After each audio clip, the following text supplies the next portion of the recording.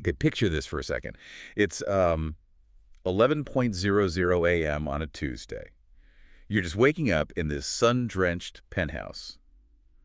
Let's say Monaco, maybe Bali. Mm-hmm. You stretch, you check your phone, and a few $1 million just Mhm. appeared in your account while you were sleeping. Mhm. No schedule, no boss, just pure leisure. That's the dream, It right? is a very compelling image. I mean, it sells a lot of online courses, gets a lot of likes. Yeah. But it's also, largely a fantasy, or at least it's a fantasy when we're talking about how wealth is actually created. Right, and that difference is exactly why I wanted to do this deep dive. We're looking at a document called Silent Power, The Architecture of Wealth and Discipline.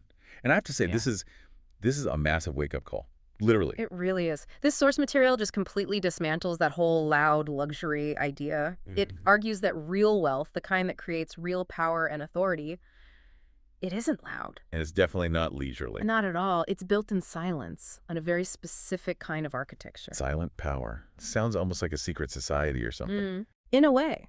The whole point of this deep dive is to step inside the daily structure of actual decision makers.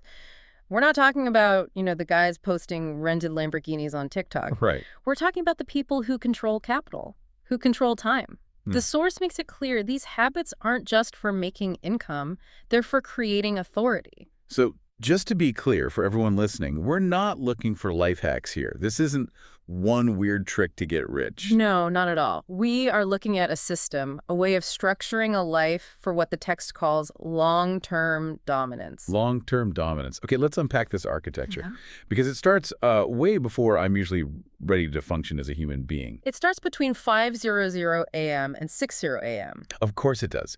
The dreaded 5 a.m. club. I feel like we hear this all the time. Is this just performative? Like, look at me, I'm up early. The source is really specific here. They don't do this because it's fashionable. It's not for bragging rights on Instagram. Wrong. It's about biology and cytology. The text says clarity exists before noise arrives. I mean, think about your morning. You wake up at what, 7:30? If I'm lucky. And the world is already screaming at you. Emails, news, family. You are immediately in reaction mode. Oh, 100%. I'm just playing defense from the second my eyes open. Exactly. These individuals wake up early to play offense. But here's the kicker. The first discipline they practice is avoidance. Avoidance. That word has such a negative ring to it, like you're shirking responsibility. But in this context, it's the ultimate act of responsibility. It's an act of avoidance of external demands. No phone, no news headlines, no checking the stock market. Wow. The source uses a metaphor that I thought was just incredibly profound. It says, attention is protected like equity. Attention's protected like equity. I stopped on that line too. Break that down for us. Well, think about a company. You wouldn't give away 5% of your equity to every random person who asked for it.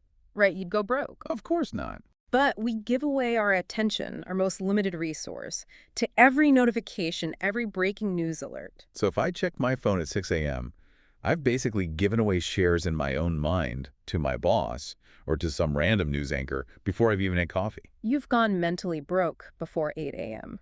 By practicing avoidance, these individuals are guarding their most valuable asset so they can invest it where they choose. Okay, so they've walled themselves off.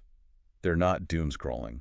What are they actually doing in that silence? They're engaged in what the source calls mental positioning. So reading, writing, thinking, but, and this is important, this is not leisure. They're not just reading a novel for fun? No, it's strategic. They aren't just planning tasks, they're defining outcomes. Whoa, hold on. What's the difference? I love my to-do lists.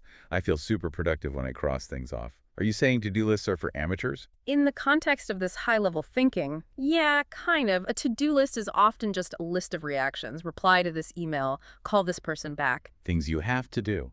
Right. Defining outcomes is deciding where your energy will be invested before the world tries to steal it. It's asking, what is the result I need to secure by the end of today? Not what's on my chore list. It's the difference between being busy and being effective. I think a lot of us confuse motion with progress. Precisely. And that leads to the single question that apparently guides their entire day. It's this. What creates the highest leverage right now? That sounds like a physics term. It basically is. Leverage is all about getting the biggest output for the smallest input. You know, most people work really hard, massive input, but on low leverage tasks. Like answering emails that don't matter, or No. sitting in pointless meetings. Exactly. The wealthy individual ignores all of that to focus on the one decision or the one action that moves the needle by 10x or 100x. It's ruthless prioritization. It makes sense. If your time is worth thousands of dollars an hour, you literally can't afford to spend it on $10 tasks. You're losing money. And this need for high-level function brings us to their physical routine. And again, the source flips the script. This isn't about aesthetics. So no mirror selfies for Instagram. No mirror selfies. The goal here is regulation Regulation of what? of the nervous system.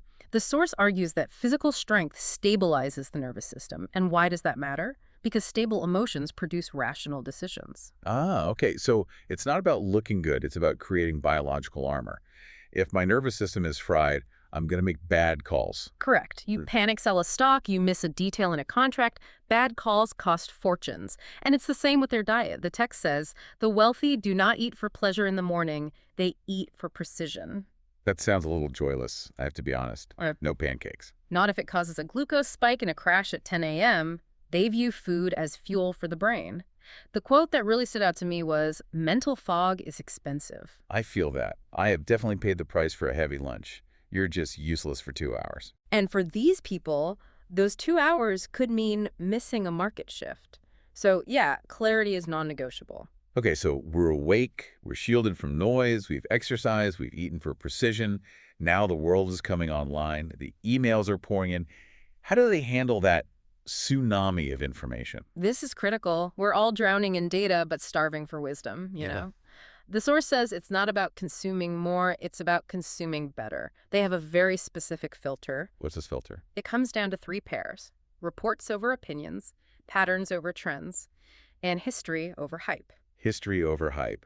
That's sketchy. Let's break those down. Why reports over opinions? Opinions are cheap. Everyone has a hot take on everything. Yeah. Opinions are usually biased. Reports, raw data, financial statements, primary sources, those are valuable. They give you the facts without the narrative. It's like the difference between reading a tweet about a company's earnings and actually reading the SEC filing. Exactly. One is noise, the other is signal. And then you have patterns over trends. Trends come and go, but patterns, they repeat. Human nature doesn't really change, markets cycle. If you can spot the pattern, you can predict the outcome. Like that saying, history doesn't repeat itself, but it rhymes. That is the core philosophy here. They're listening for the rhyme, because information without interpretation is just noise. So they're definitely not glued to the 24-hour news cycle. No, that's emotional junk food. It's low-leverage consumption. Okay, let's move into the workday proper. It's mid-morning. What does the real work actually look like? This is where the silent power concept really comes alive. For these individuals, real work is defined as decision-making. Just making decisions, not doing things. No. In a high-leverage position, execution is delegated. Direction is what you guard. Their job isn't to build the thing. Their job is to decide which thing to build. I think a lot of people struggle with that. We feel guilty if we aren't busy. Like if we're not typing furiously, we feel lazy. That is the trap. The text says, being busy creates movement.